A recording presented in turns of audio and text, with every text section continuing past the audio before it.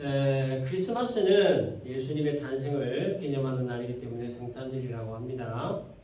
크리스마스라고 하는 말은 그리스도와 미사가 합쳐진 말이죠. 그래서 미사는 예배를 뜻하는 가톨릭 용어입니다. 그래서 메리 크리스마스라고 하는 말의 가톨릭식의 뜻은 그리스도께 즐겁게 미사드린다. 기독교식의 뜻은 그리스도께 즐겁게 예배드린다. 그런 뜻입니다.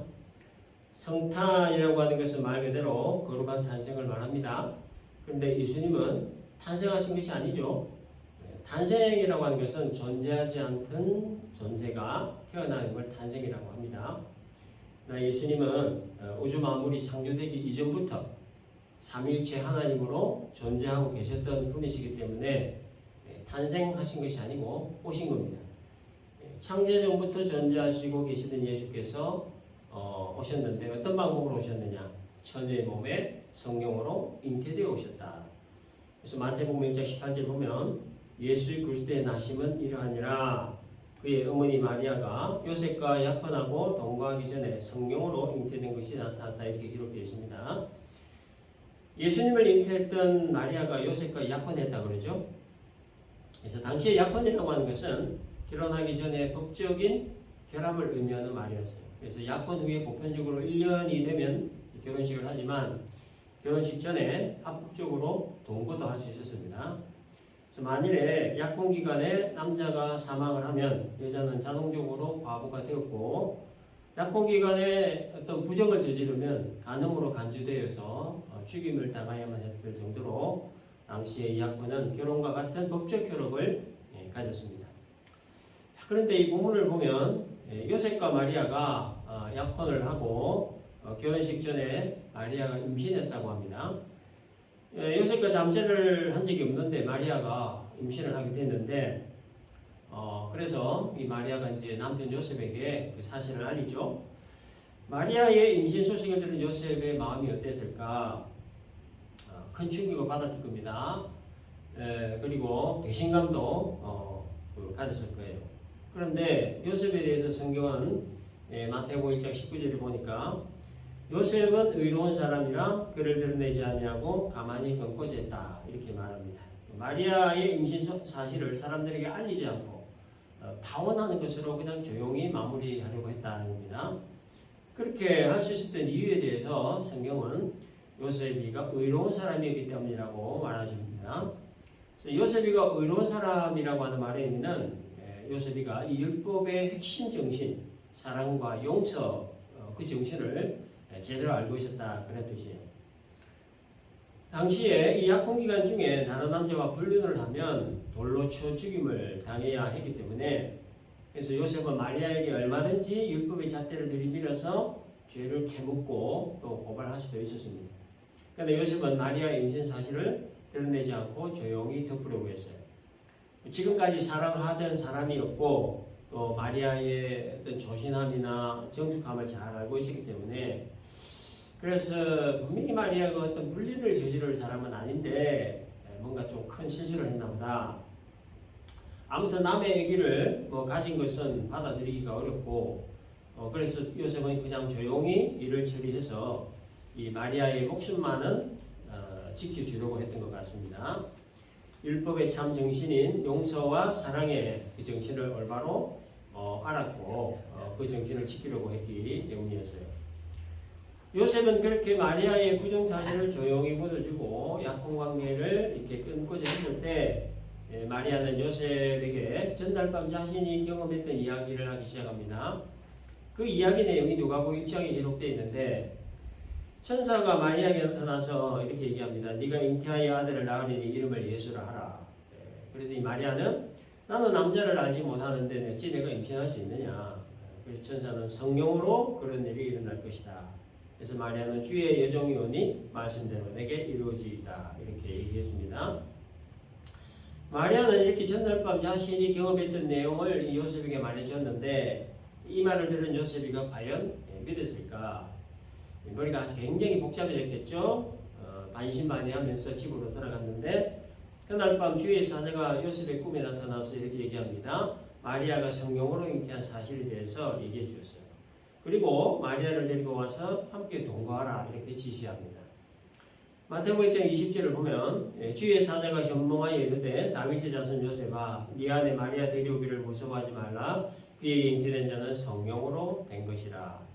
여기 네 아내 마리아 데려오기를 무서워하지 말라라고 하는 말은 그 사람은 이미 법적으로 약혼한 사이이기 때문에 합법적인 동거를 시작하라 그런 뜻이에요. 그래서 마리아의 임신은 불륜으로 된 것이 아니고 성령으로 된 것이다. 그러니 마리아의 임신 사실에 대해 의심하지 말고 고민하지 말고 두려워하지 말고 합법적인 아내로 맞이하라. 그렇게 지시를 했던 겁니다. 주의 사자의 지시를 받은 요셉은 그 길로 마리아를 데려와서 이제 동거를 하기 시작합니다. 그러나 예수님이 태어나기 전까지 요셉과 마리아는 잠자리를 같이 하지 않았어요. 합법적인 약혼 관계고 또 합법적인 동거를 하고 있음에도 두 사람은 이 부부 관계를 하지 않았습니다. 그 이유가 단 하나 있는데 성령으로 잉태하신 예수님의 그 거룩함을 보호하기 위함이었어요. 성령으로 잉태되신 예수님이 출생하는 그 순간까지 예수님의 그 거룩함을 보호하기 위해 두 사람은 합법적인 동거를 하면서도 이런 관계를 맺지 않았다라는 겁니다. 남자를 경험하지 않은 마리아의 몸에 예수께서 성령으로 잉태되셨다는 게 굉장히 중요합니다. 예수님의 그 성령 잉태 사건의 가장 중요한 의미는 예수께서 죄 없이 잉태되시고 죄 없이 출생하셨다는 겁니다. 죄인을 구원할 수 있는 자는 죄가 없는 자만이 가능한 일이고 모든 사람은 아담의 원죄를 가지고 있기 때문에 사람은 아무도 구원자가 될 수 없습니다. 요셉도 죄인이고 마리아도 죄인이죠. 그래서 예수님이 만일에 요셉의 씨로 잉태되었다면 예수님 역시도 죄인입니다. 그렇다면 예수님은 구원자가 될 수 없지요. 죄인의 씨로 잉태되기 때문에요. 따라서 하나님은 죄인 구원을 위해 예수님을 이 땅에 보내실 때 죄 없이 잉태대로 가시기 위해 남자를 경험하지 않은 처녀의 몸에 성령 잉태라는 초자연적인 방법을 사용하셨다는 거예요. 그래서 예수님이 죄 없이 잉태되어 죄 없이 출생하시기 때문에 유일한 구원자가 될 수 있는 겁니다. 그런데 예수님이 죄인을 구원하는 방식은 예수님이 죄인들의 모든 죄를 다 짊어지고 죽어야만 되는 건데 근데 예수님은 성자 하나님이시기 때문에 죽을 수가 없습니다. 하나님의 속성상 죽을 수가 없는 거예요. 그러나 구원의 완성은 반드시 죄인들의 죄를 짊어지고 죽어야만 구원의 완성이 이루어지는 거예요. 그래서 예수님이 사람으로 오셔야만 했던 이유가 여기 있습니다. 죽어야 되는데 하나님의 속성상 죽지도 못하고 그래서 사람이 되어 오셨던 거예요. 그래서 예수님은 여자의 몸에 잉태되신 그 방법만 다르고 다른 거는 전부 다 사람과 같은 방법으로 마리아 몸에 10달을 계셨고 또 사람과 같은 방법으로 출생하셨던 거예요. 그래서 이거를 신학적인 용어로 신인양생이라 그렇게 말합니다. 하나님의 속성과 인간의 속성을 함께 가지신 분이라는 뜻이에요. 자, 그러면 예수님께서 이 땅에 오신 목적이 뭐냐? 자, 사람으로 오신 예수님, 그러나 죄 없이 잉태되고 죄 없이 출생하신 예수님. 완전한 사람과 완전한 하나님이신 예수께서 이 땅에 왜 오셨느냐는 여러 가지 목적이 있지만 오늘은 두 개만 살펴봅니다. 첫째는 큰 기쁨의 좋은 소식을 주시기 위함입니다. 큰 기쁨의 좋은 소식이라고 하는 것은 예수님이 오신다 그런 소식이에요. 마리아의 몸에 성령으로 잉태되신 예수님이 유대 베들레헴에서 태어나셨을 때에 양떼를 돌보는 목자들에게 주의 사자가 나타나서 뭐라고 얘기했느냐? 오늘 보면 10절 11절 보니까 내가 온 백성에게 미칠 큰 기쁨의 좋은 소식을 너희에게 전하노라. 오늘 다윗의 동네에 너희를 위하여 구주가 나셨으니 곧 그리스도 주시니라 이렇게 얘기했습니다. 그리고는 천군 천사들이 14절에서 지극히 높은 곳에서는 하나님께 영광이요 땅에서는 하나님이 기뻐하시는 사람들 중에 평화로다 하면서 하나님을 찬송합니다.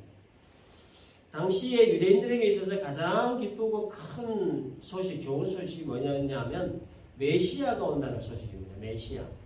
그래서 당시 유대인들은 모두 자기들을 구원할 메시아를 기다리고 있었는데 근데 이 유대인들이 기다렸던 메시아는 로마의 압제로부터 정치적 독립을 일으킬 수 있는 메시아였어요. 그래서 당시 유대인에게 있어서 큰 기쁨의 좋은 소식이라는 것은 로마의 압제로부터 자기들을 해방시켜주는 정치적인 메시아가 온다는 소식이었어요. 근데 그와 같은 그 해방을 위해서는 로마와의 무력적인 마찰을 피할 수가 없는 일이었습니다. 소위 쿠데타를 일으켜서 로마의 정권과 맞서 싸워야만 했어요. 유대인들은 이와 같은 메시아를 기다리고 있었던 겁니다. 그래서 무력적인 충돌을 감행하고서라도 로마로부터 정치적 해방을 시킬 수 있는 그와 같은 강력한 정치적 메시아 그리고 영웅적인 메시아를 기다렸던 겁니다.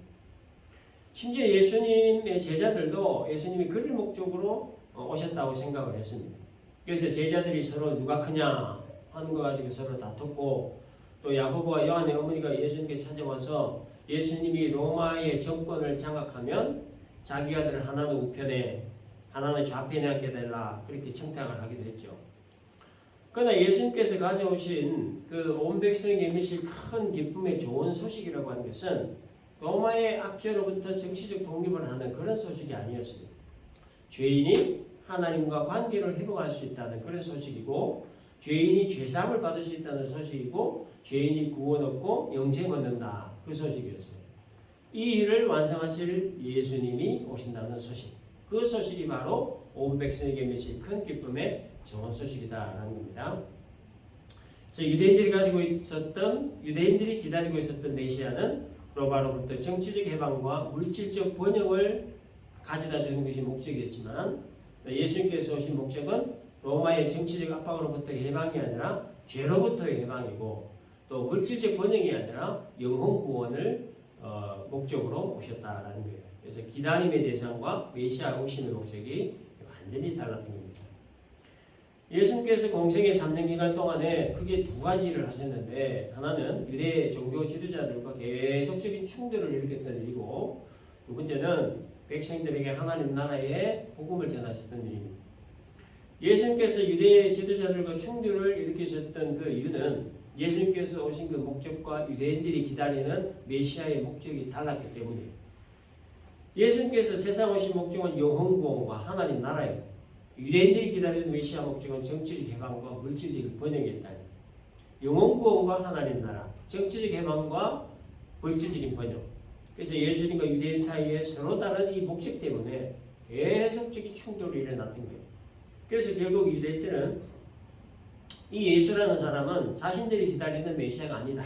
이렇게 결론을 짓고 하나님을 모독하는 이단으로 정죄해서 결국 제거를 하게 되었던 겁니다. 그런데 표면적으로 보면 예수님이 유대인들의 손에 죽임을 당한 것처럼 보이지만 예수님이 이들의 손에 의해 죽임 당한 것이 아니죠.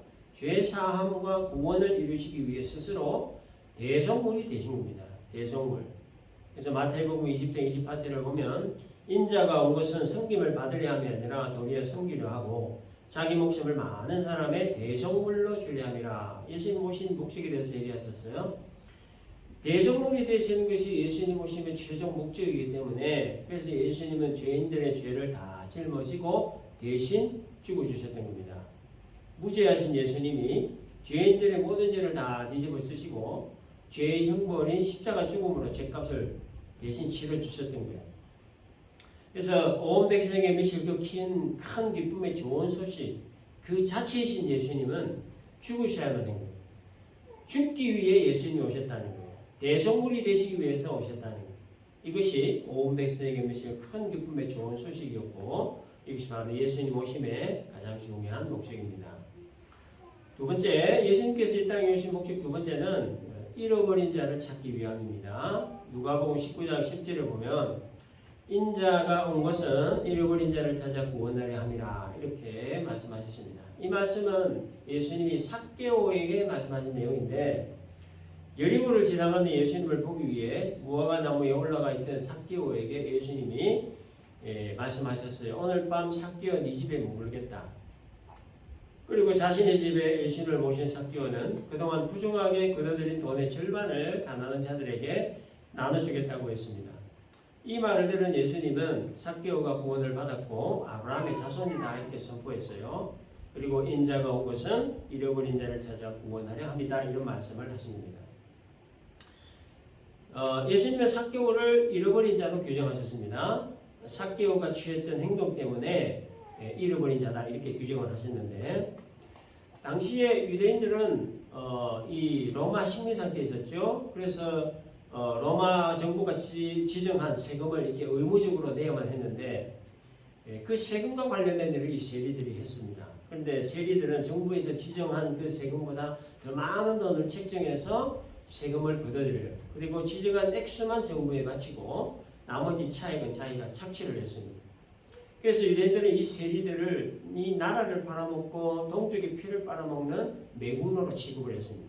그래서 그 당시에 가장 심한 욕이 뭐였냐면 LA 세리 같은 놈아. 이게 당시 가장 심한 욕이었다. 그래서 사람들이 싸우면서 욕을 할 때 가장 심한 욕이 될 정도로 유대인들의 공공의 적이 바로 이 세리였는데 삭개오는 이 세리 중에서도 장이었죠. 그래서 모든 사람들이 다 싫어하고 또 관계 맺기를 꺼려하고 다 이게 적대감을 가졌던 겁니다. 삭개오가 동족의 피를 빨아먹을 정도로 돈밖에 모르는 사람이 됐던 그 이유가 바로 하나님을 잃어버렸기 때문입니다. 근데 오늘날 이 삭개오 같은 사람이 참 많습니다. 하나님을 잃어버린 채 살아가는 사람들. 이 다 삭개오 같은 사람이에요.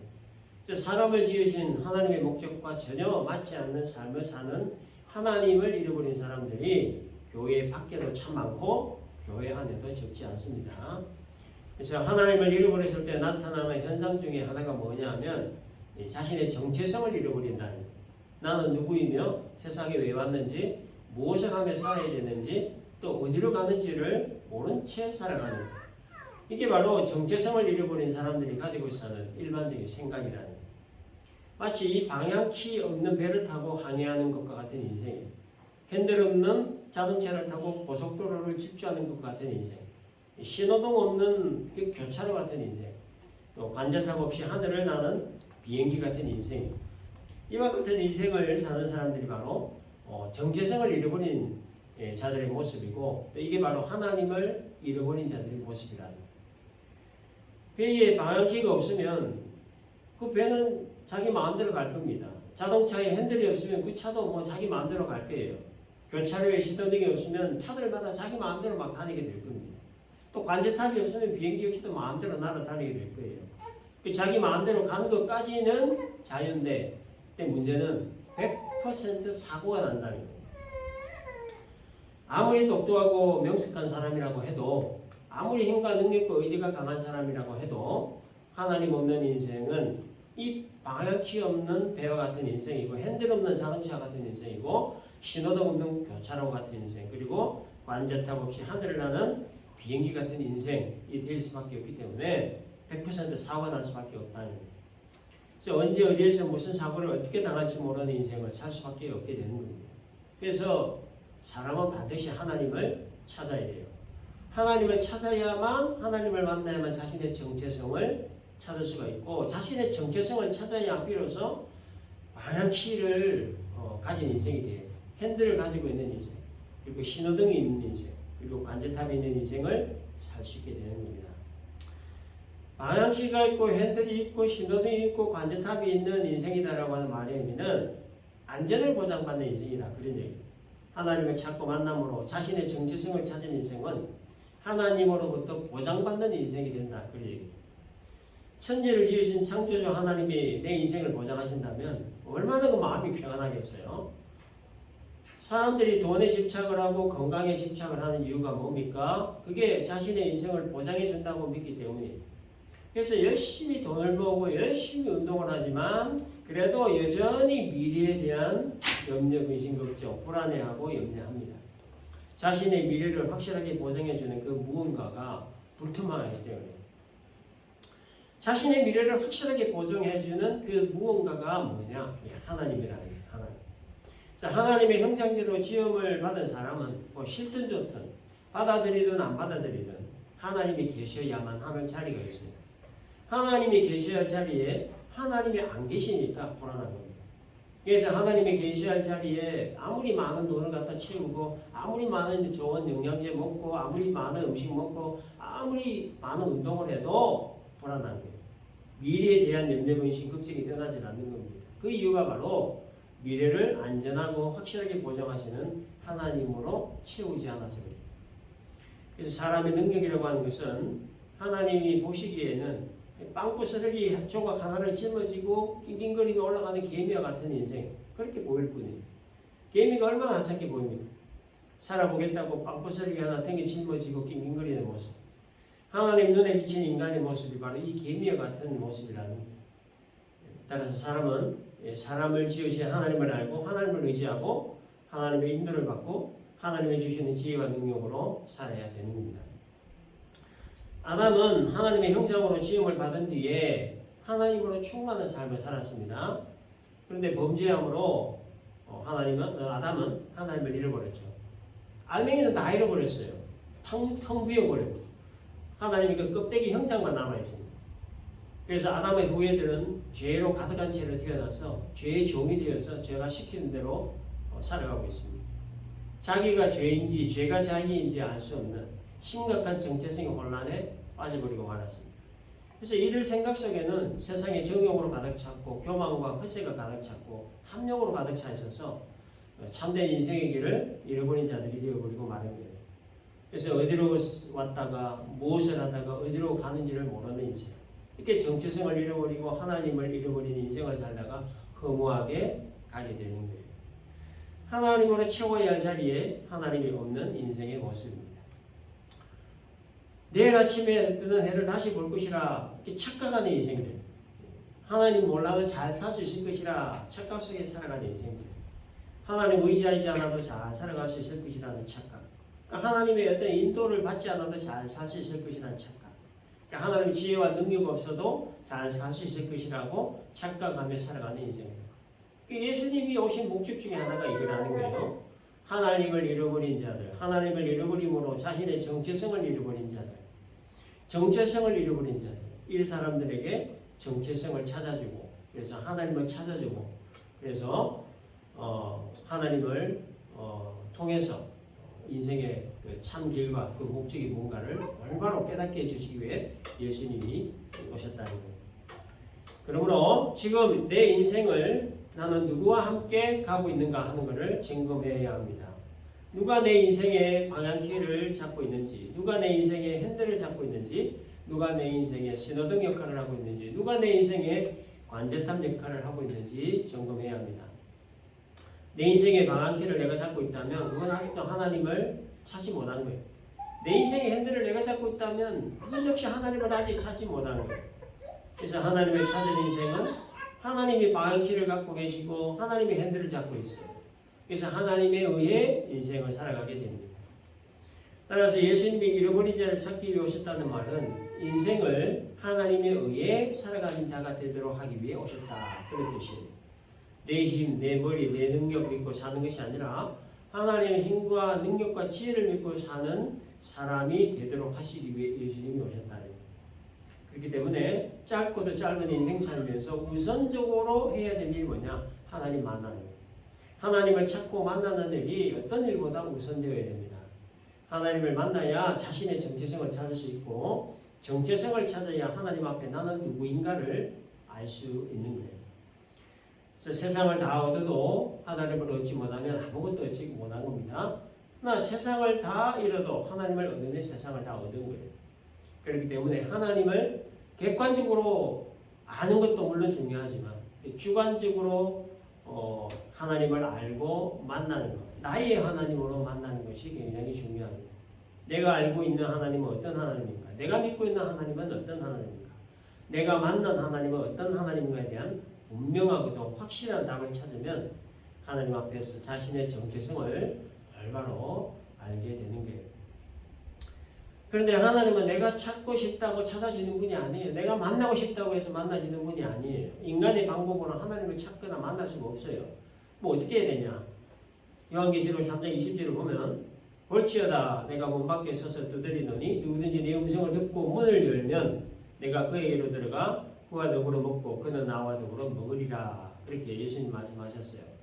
이 구절의 핵심 키워드는 문을 열면이에요. 문을 열면. 이 문은 마음의 문을 말하는 겁니다. 그래서 마음의 문을 열고 예수님이 내 마음의 문을 열면 예수님이 직접 내 마음에 들어오신다는 거예요. 그래서 하나님을 찾고 만날 수 있는 유일한 방법은 마음을 열고 예수님의 마음을 열고 예수님을 받아들이는 거예요. 나를 구원하시기 위해 2000년 전에 동정녀 마리아 몸에 성령으로 잉태되어 오셔서 십자가 들려 피 흘려 죽으시고 사흘 만에 부활하신 예수님. 그리고 승천하신 이후에 이 땅에 다시 오실 예수님을 내 마음을 열고 받아들이는 것이 하나님을 만날 수 있는 유일한 방법이라. 그 예수님을 통하여 하나님을 만나야 비로소 나는 누구냐? 나는 이 세상에 무엇하러 왔냐? 무엇을 하다 살 것이냐? 그리고 어디로 가는 것에 대한 분명한 답을 찾을 수 있게 되는 겁니다. 정리합시다. 2000년 전에 예수님은 온 백성에게 미칠 큰 기쁨의 좋은 소식을 가지고 이 땅에 오셨습니다. 이 소식은 예수님으로 말미암아 죄인이 거룩하신 하나님과 평화의 관계를 회복한다 하는 소식이고 죄사함과 구원과 천국과 영생에 관한 소식이에요. 그리고 방향키 없는 인생들, 핸들 없는 인생들, 신호등 없는 인생들, 관제탑 없는 인생들, 그리고 하나님 없이도 잘 살아갈 수 있다고 착각하는 인생들의 그 착각을 깨는 소식이라는 거예요. 그리고 2000년 전에 잃어버린 자를 찾기 위해 오신 예수님은 오늘도 여전히 하나님을 잃어버린 자들을 찾기 위해 마음의 문을 두드리고 계신다라고 하는 것. 그래서 마음의 문을 열고 예수를 받아들이는 것만이 하나님을 만날 수 있는 유일한 방법이다 하는 이 말씀 잘 기억을 하고 예수님을 통해서 하나님을 알고 나를 아는 그런 복된 인생 될 수 있기를 주님의 이름으로